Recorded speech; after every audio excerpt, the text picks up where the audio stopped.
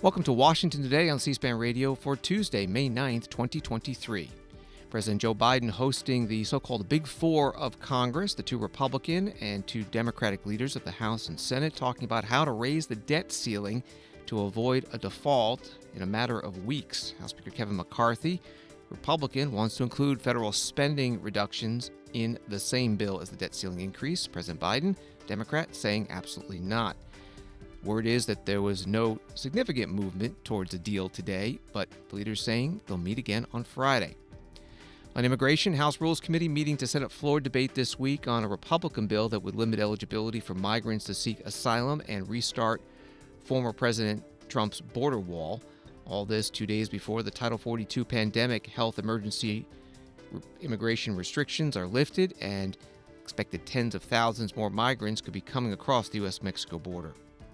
Russian President Vladimir Putin blaming his invasion of Ukraine on Western elites who are waging what he says is a real war against our homeland. President Putin speaking at the annual Victory Day celebrations in Moscow on the anniversary of the former Soviet Union's defeat of Nazi Germany during World War II. As the Biden administration announces another $1.2 billion of military aid to Ukraine, Secretary of State Antony Blinken meeting with his British counterpart in Washington, both pledging continued support of Ukraine in its fight for survival. And a jury has found that former U.S. President Donald Trump did commit sexual battery and defamation against E. Jean Carroll, awarding her $5 million in her civil suit. But the jury also finding that Donald Trump did not commit rape, as she accused. From the Associated Press, House Speaker Kevin McCarthy said Tuesday, after meeting with President Joe Biden and congressional leaders, that he didn't see any new movement toward ending a months-long impasse over raising the nation's borrowing limit and averting a potential first-ever U.S. default. The president welcomed House Speaker McCarthy, House Democratic Leader Schumer Jeffries, the Senate Majority Leader Chuck Schumer, and Minority Leader Mitch McConnell into the Oval Office. Their initial challenge was simply to agree on what exactly they were talking about as they met for just over 1 hour. With the government at risk of being unable to meet its obligations as soon as June 1st, raising the specter of economic chaos, Republicans came to the White House hoping to negotiate sweeping cuts to federal spending in exchange for allowing new borrowing to avoid default. That was from Associated Press. As the meeting got started, some brief opening comments from President Biden. Okay, folks, welcome. I'm sure that my colleagues and I will be saying things to you after this is all over. But in the meantime, just wanted to welcome you, let you know what we're doing. We're not going to take any questions now. We're going to get started. We're going to solve all the world's problems. Mr. President, thank you so much. Thank you so much. Thank you so much.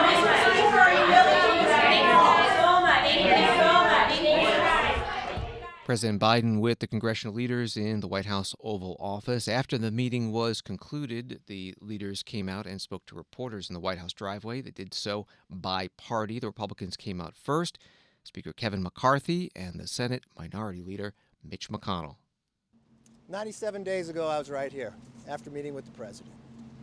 On February 1st, I came down to see him saying, let's work together in a responsible, sensible way that we can lift the debt ceiling and find a way that we can curb this increasing debt that is affecting every American family with inflation. And now 3 banks of our 4 largest banks have closed, are in the debt problem. Nothing has changed since then.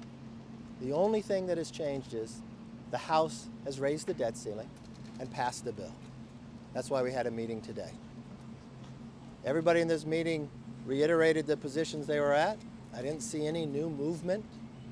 The president said the staff should get back together, but I was very clear with the president. We have now just 2 weeks to go. If Chuck Schumer could pass something, we'd go to conference right away and solve that. But I don't think Chuck Schumer can pass anything. They haven't dealt with it. Unfortunately, the president has waited 97 days without ever meeting. Every day I asked, could we meet? And he said no. The House has raised the debt ceiling in a responsible manner, curb our spending at the same time, bring us economic growth.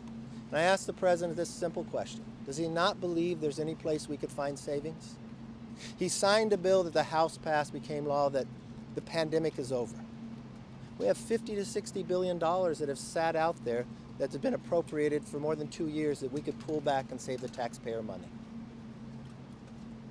We could put in growth packages that help us economically, cutting the red tape so we could build things in America again.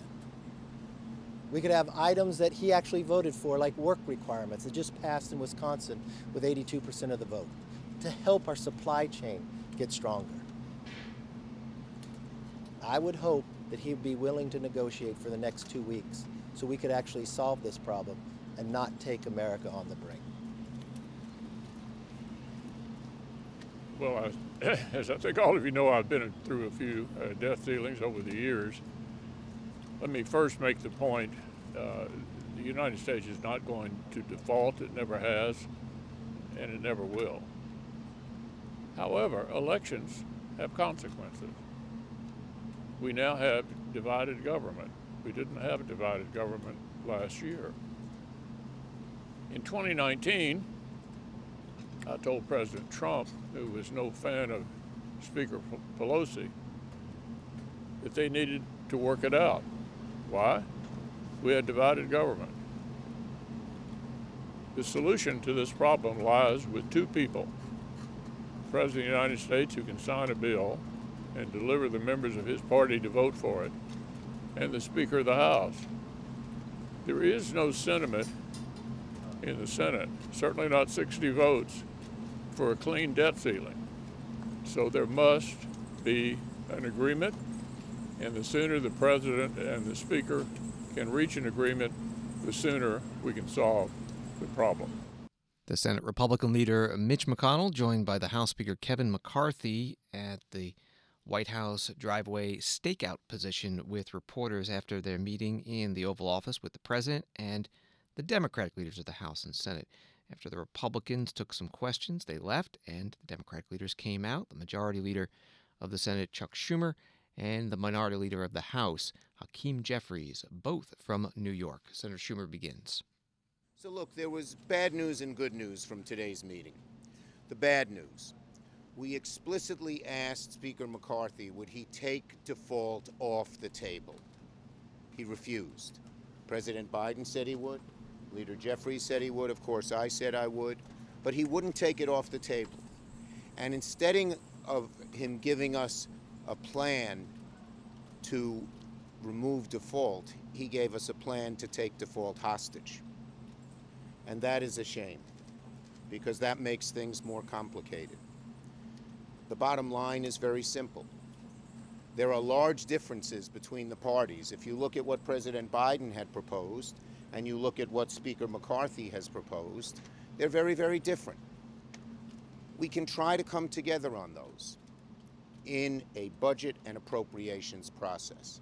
But to use the risk of default with all the dangers that has for the American people as a hostage and say it's my way or no way, or mostly my way or no way, is dangerous. So we again repeat our plea to Speaker McCarthy: take default off the table and let's resume negotiations in the budget process, in the appropriations process, where we have legitimate differences. That's the good news. The President asked the people from all four of the leaders and himself to start sitting down as early as tonight, certainly tomorrow, to see where we can come to an agreement on the budget and the appropriations process. There are probably some places we can agree and some places we can compromise, hopefully, but that has to occur as part of the budget appropriations process. Thank you, Leader Schumer, and I thank President Biden for convening us to have this conversation. Under no circumstances should the United States default on our debt. America must always pay our bills. A default would be catastrophic for everyday Americans, for small businesses, for people all across the land. House Democrats have taken default off the table. Senate Democrats have taken default off the table. Senate Republicans, as just indicated by Leader McConnell have taken default off the table. President Biden, from the very beginning, took default off the table. There's one group in Washington, D.C., extreme MAGA Republicans, who have indicated that they are willing to take us down the path of default. That is reckless, irresponsible, and extreme. We're thankful that President Biden has asked the four corners of the Capitol, along with the administration, to get together as early as this evening, if not tomorrow, to make sure that we can have a conversation about the budget, about the appropriations process, about spending and investments and revenue. And all four parties have agreed. The House Minority Leader, Schumer Jeffries, joined by the Senate Majority Leader, Chuck Schumer, both Democrats from New York, with reporters outside the White House. Later, President Biden spoke in the White House Roosevelt Room about the meeting with the congressional leaders on the debt ceiling. First, I just finished, I thought, a productive meeting with the congressional leadership about the path forward to make sure America does not default, emphasize does not default on its debt for the first time in history. I'm pleased, but not surprised, to hear Republican Minority Leader of the United States Senate saying that at our meeting that the United States is not going to default, never has, and it never will. He's absolutely correct. We agree to continue our discussions, and we're going to meet again on Friday. In the meantime, our staffs are going to meet today and daily between now and then, and everyone in the meeting understood the risk of default. Our economy would fall into a significant recession. It would devastate retirement accounts, increase borrowing costs. According to Moody's, nearly 8 million Americans would lose their jobs, and our international reputation would be damaged in the extreme.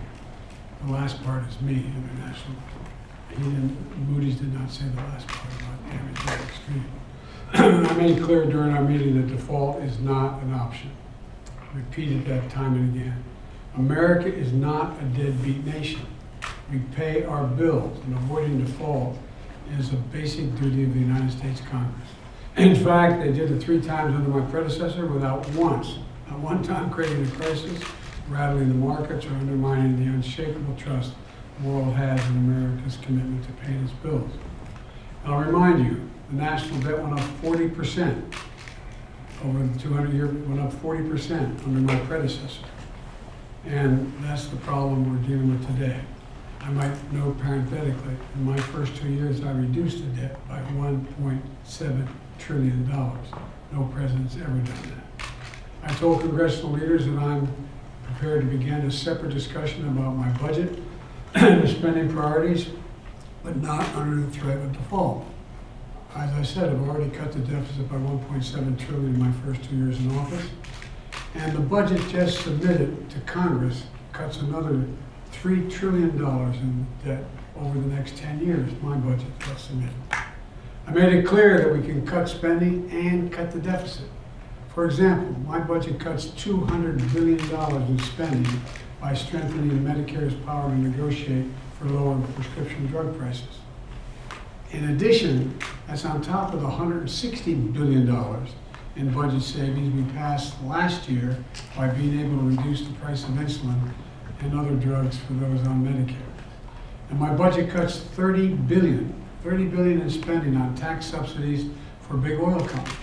They made $200 billion. They don't need a $30 billion subsidy to drill. It makes no sense. Why are we handing them a $30 billion tax subsidy?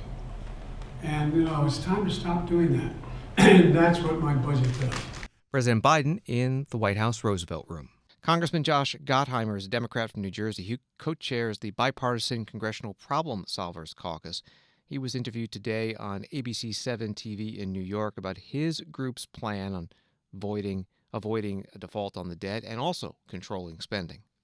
What we did a few weeks ago, the Problem Solvers Caucus, the 64 of us, it's 32 Democrats and 32 Republicans, we put forward a proposal and said, hey, listen, if at the end of the day you can't work this out, and hopefully the leadership will work it out, but if you can't, here's a backup plan. And it says, let's take the debt ceiling off the table. Let's, in essence, suspend it, raise it, make sure that we pay the bills that we've already incurred, because that's all the debt ceiling is. It's paying the credit card bills of the country that with all the expenses we've already incurred.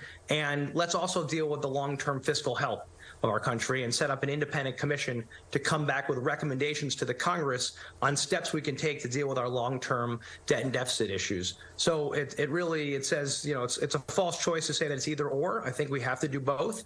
And the proposal was very well received, and hopefully it'll inform the work of the president with Senate and House leadership in the coming days. You have always a grin on your face. It's a nice grin.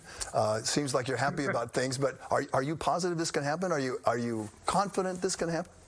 I mean, it has to happen, yeah. Right? The idea that we would default on our debt would be cataclysmic. Yeah. I mean, for our economy and for the only one who'd like it is the government of China, who's dying to be the currency of the world. Congressman Josh Gottheimer, Democrat from New Jersey, co-chair of the Congressional Problem Solvers Caucus, a bipartisan group, interviewed today on ABC 7 TV in New York. A new estimate from the Bipartisan Policy Center on the date when, if the debt ceiling is not increased or suspended, the U.S. would not be able to pay all of its bills, lines up with the prediction from the U.S. Treasury Secretary, early June. C-SPAN talked about this morning with reporter Caitlin Emma from Politico. Caitlin Emma, you have a story this morning, another group coming out taking a look at that X date.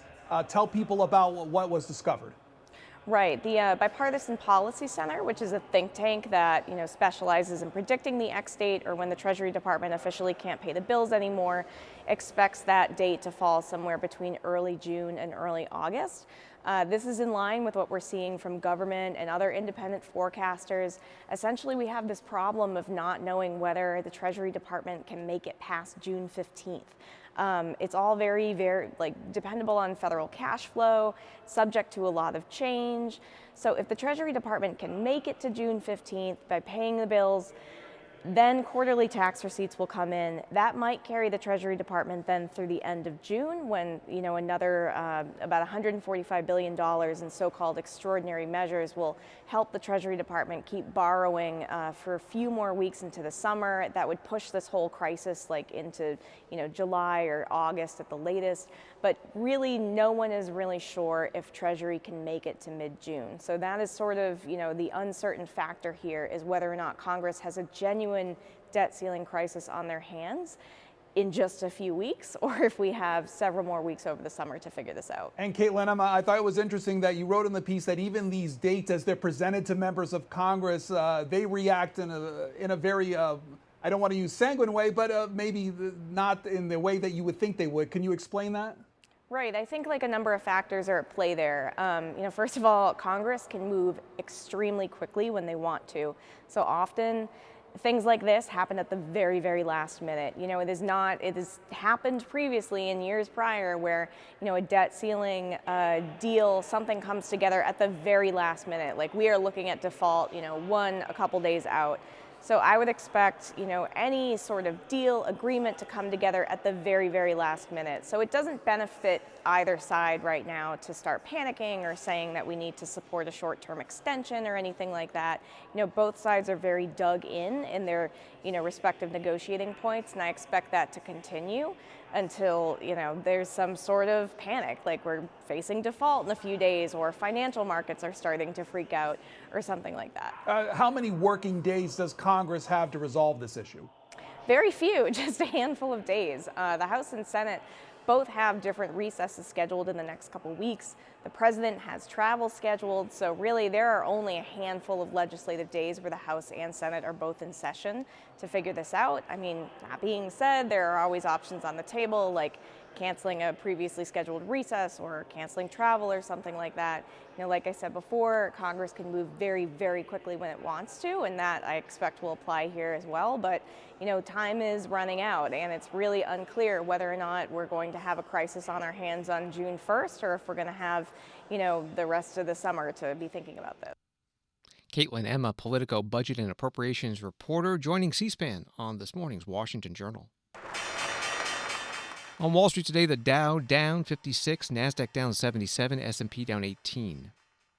The House Rules Committee has started the process of bringing a Republican-drafted immigration and border security bill to the House floor this week, meeting to consider what rules will govern the floor debate, including how much time there'll be and whether amendments will be allowed.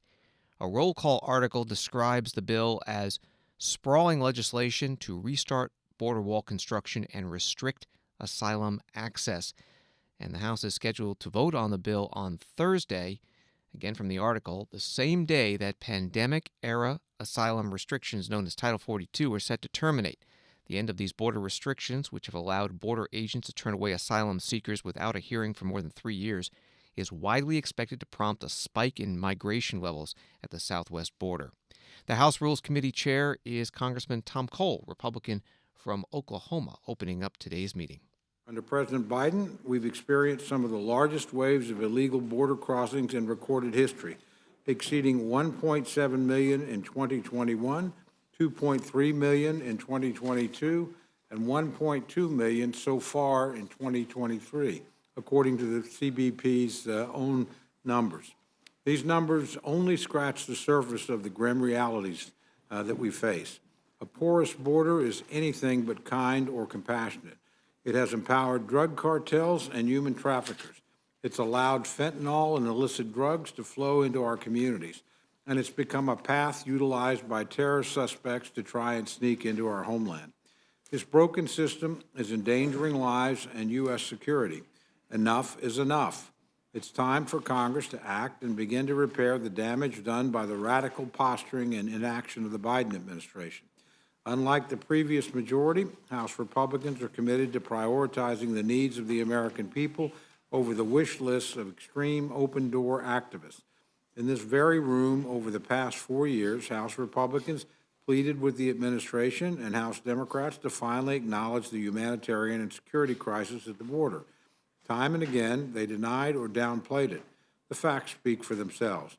The tragedy and horror are too significant for even open border advocates to dismiss. Today, House Republicans are taking action to secure our border and stop the surge of illegal immigration through consideration of H.R. 2, the Secure the Border Act of 2023.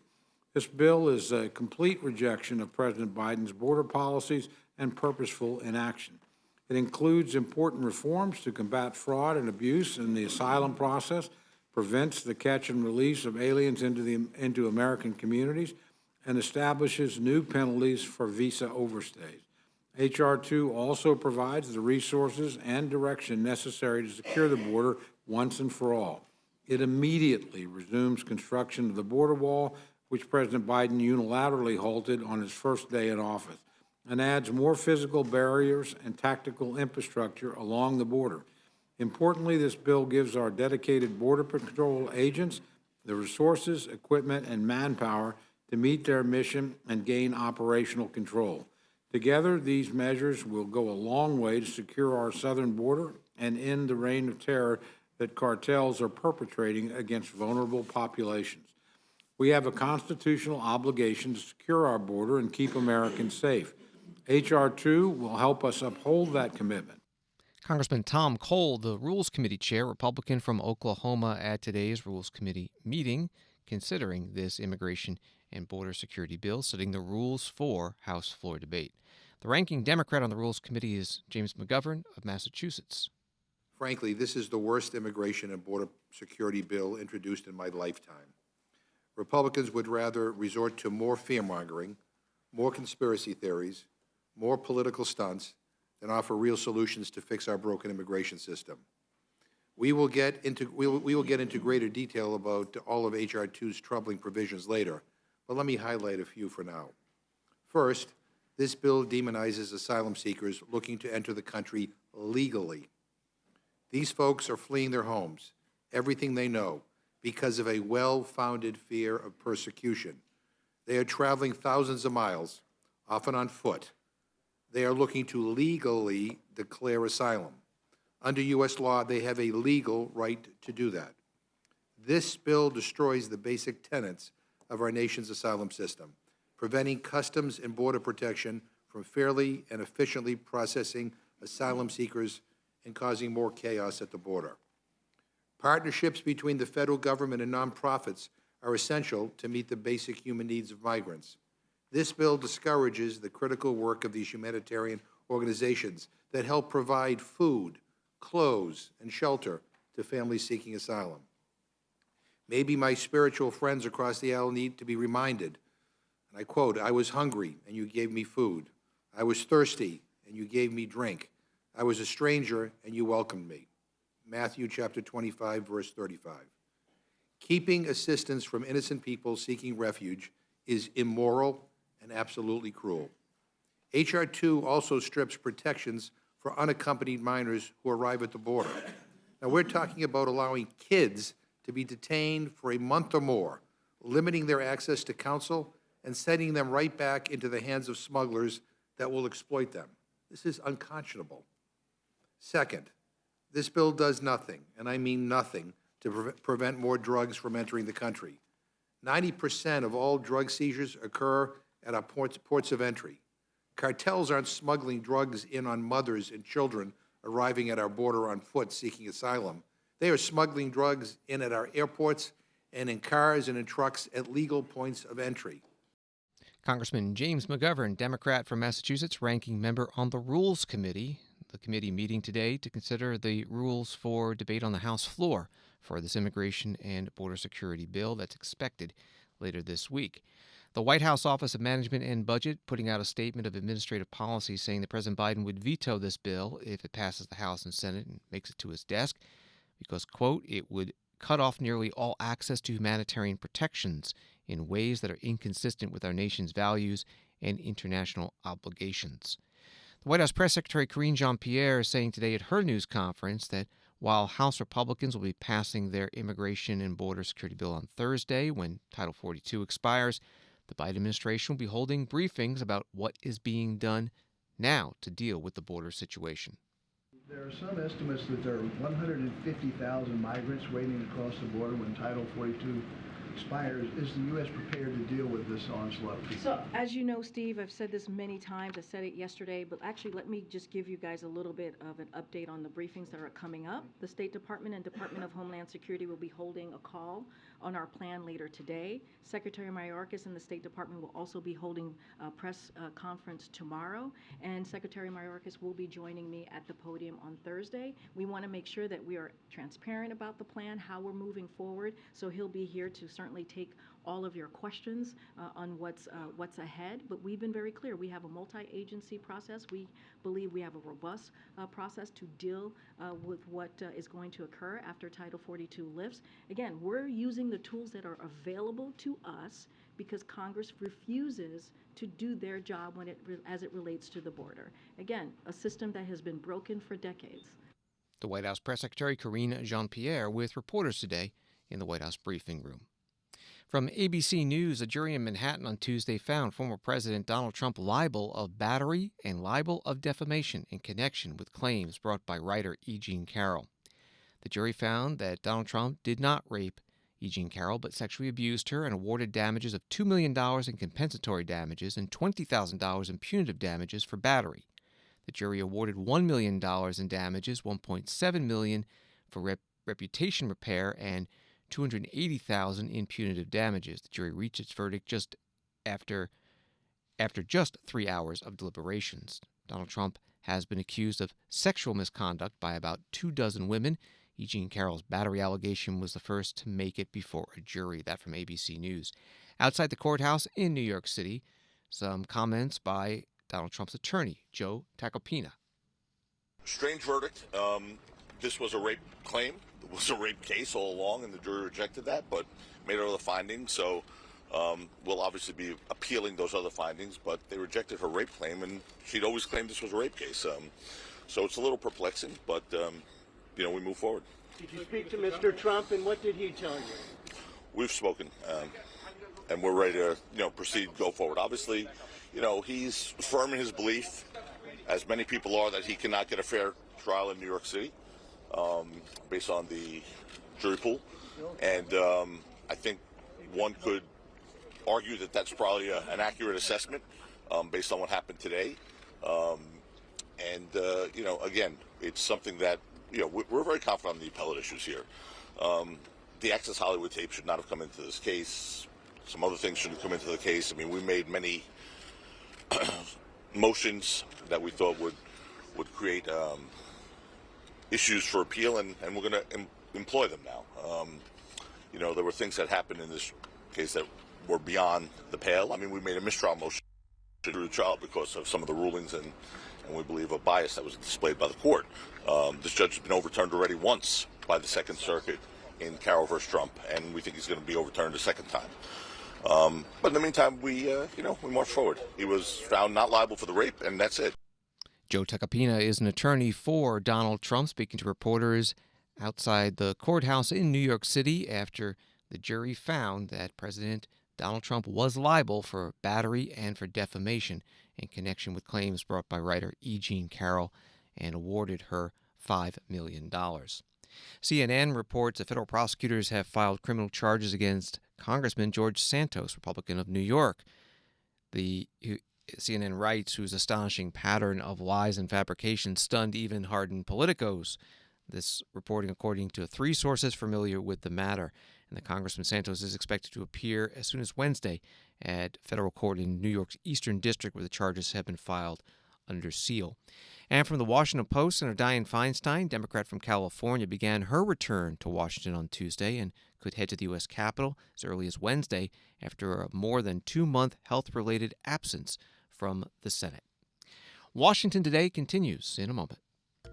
Live Wednesday on C-SPAN Radio at 2:30 p.m. Eastern, FBI Director Christopher Wray and Ann Milgram, head of the Drug Enforcement Administration, testify before a Senate Appropriations Subcommittee about the president's budget request for their agencies for fiscal year 2024, which amounts to more than $13 billion. That's live Wednesday at 2:30 p.m. Eastern Time on C-SPAN Radio.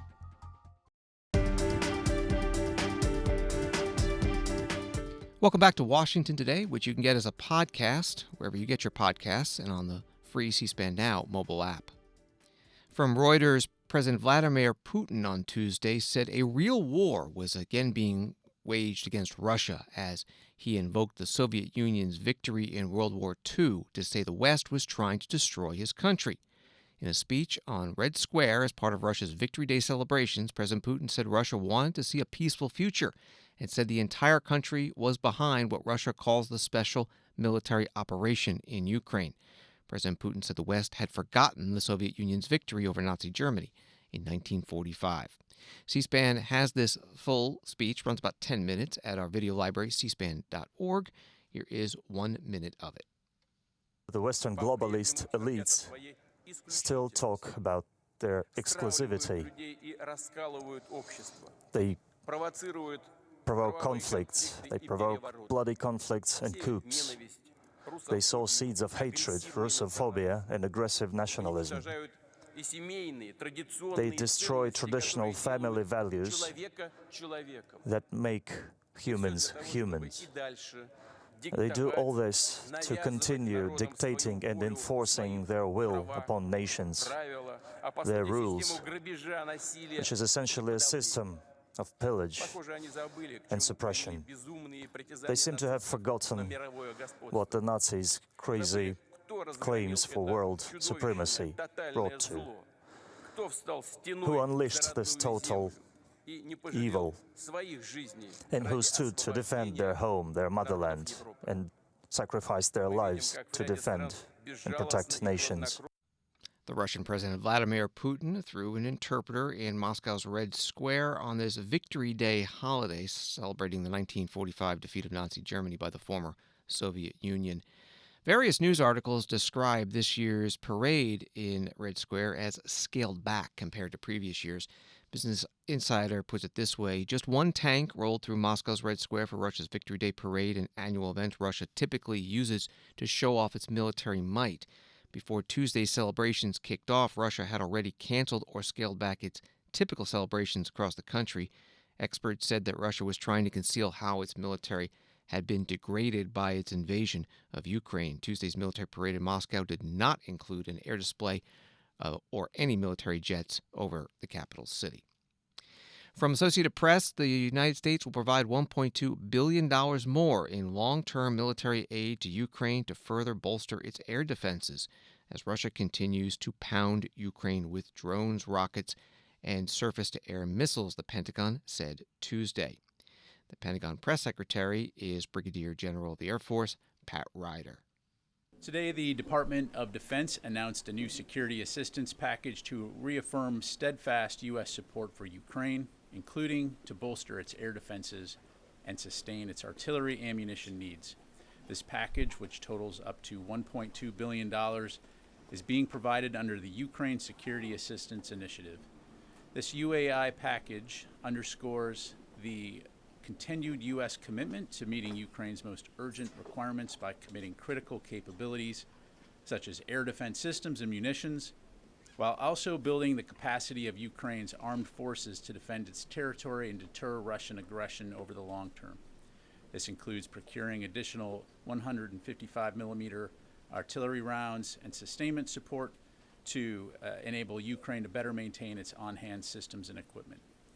The capabilities in this package include additional air defense systems and munitions, equipment to integrate Western air defense launchers, missiles, and radars with Ukraine's air defense systems, ammunition for counter-unmanned aerial systems, 155mm artillery rounds, commercial satellite imagery services, and support for training, maintenance, and sustainment activities. The United States will continue to work with our allies and our partners to provide Ukraine with capabilities to meet its immediate battlefield needs and longer-term security assistance requirements. The Pentagon press secretary Pat Ryder in the Pentagon briefing room. He also confirmed the Ukrainian military has shot down a Russian missile using the U.S.-made Patriot missile defense system. Continuing aid to Ukraine from the U.S. and other allies, part of a news conference with the Secretary of State Antony Blinken, joined at the State Department in Washington by the United Kingdom Foreign Secretary James Cleverly. Does Ukraine have what it needs to be successful in winning back at least some of the territory that Russia is now occupying in the upcoming counteroffensive? And Secretary Cleverly, the same question for you. Does Ukraine have everything it needs to be successful in winning back some of that territory? And then specifically related to international support for Ukraine headed into the coming months and year, there are reports that your country is preparing to send long-range missiles to Kyiv.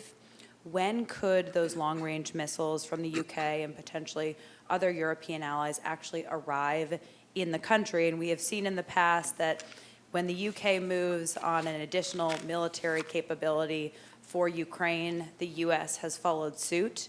In any of your conversations so far, have you gotten indications that that might be the case with long-range missile systems as well? Thank you. All along, from day one, in fact, before day one, it's been our determination to make sure that Ukraine has what it needs to effectively defend itself against the Russian aggression. And throughout the more than 1 year of that aggression, we have worked very hard to adjust at every step of the way to what was needed at any given time. And right now, of course, the focus is on the Ukrainian efforts that we anticipate to try to retake more of the territory that's been seized from Ukraine by Russia over the last 14-plus months. I believe that the efforts that both of us have been deeply engaged in are very productive in terms of what more than, I think, 50 countries have been able to provide Ukraine. Secretary Austin has been leading a process, as you know, for many months where we have a coordinated process to do that. And as I've said repeatedly, it's not only the weapons, it's the training, and the UK has been engaged in significant training. It's making sure that the Ukrainians can maintain the systems that we provide them. And it's important, of course, that they have the right plans, again, to be successful. My own estimation is that they have in place across all of those dimensions what they need to continue to be successful in regaining territory that was seized by force by Russia over the last 14 months. Kylie, thank you. I'm going to take slight issue with one of the elements in your question, but thank you for highlighting that the UK has been very proactive in our support for Ukraine. We are very proud of the fact that we provided the anti-tank, the handheld anti-tank missile systems ahead of the February of last year's invasion by Russia, and those pieces of equipment proved very consequential in Ukraine's defense of Kyiv. But I also think it's important that we put on record that the United States, from the very start, has been very active, very effective in its support, and as befits a country of the scale and power of the United States of America, it is the largest donor of the Allies. So I wouldn't want to imply that there's either kind of competition between us or anything else. We have, from the very start, worked in close coordination. The nature of our militaries is different. The natures of our political systems are different. There are some things that the UK is able to do more quickly because of the nature of our political system. And there are some things that the American system allows them to do different and better. It's not about always trying to replicate what our allies do.